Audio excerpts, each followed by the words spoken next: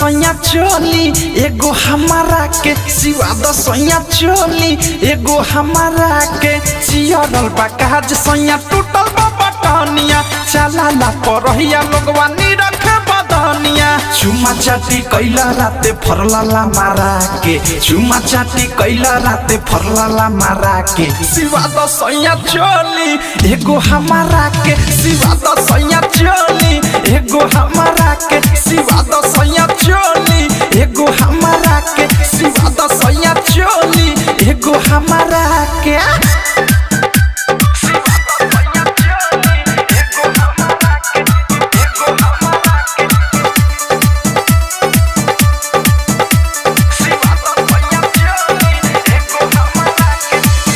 लावा कपड़ा तू किन एगो राजा रंगीन आज जाके दरजिया के दे दी नाही बोला तारा हूँ मजा मारा तारा तू ना देव तो बोला हो के दी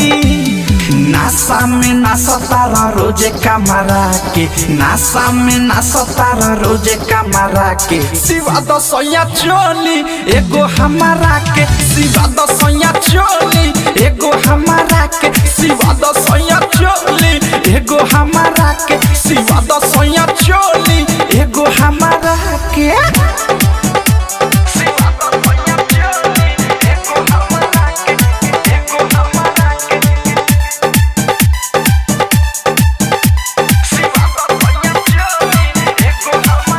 हस प्रेमी अवधेश अनुराग या मुकेश संगे थारुआ मिठू मिसाइल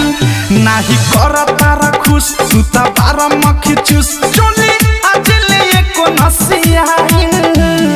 बाहर तुला बारा हो एक ना मारा के बाहर तुला बारा हो एक ना मारा के सिवा द सैया चोली एगो हमारा के सिवा द सैया चोली एगो हमारा के सिवा द सैया चोली एगो हमारा के सिवा द सैया चोली एगो हमारा के चियरल बा काज सैया टूटल बा बटनिया चलाला परहिया लोगवा नी रखे बदनिया चुमा चाटी कैला राते फरलाला मारा के चुमा चाटी कैला राते फरलाला मारा के सिवा द सैया चोली एगो हमारा के सिवा द सैया चोली एगो हमारा के सिवा द सैया चोली एगो हमारा के सिवा द सैया चोली एगो हमारा के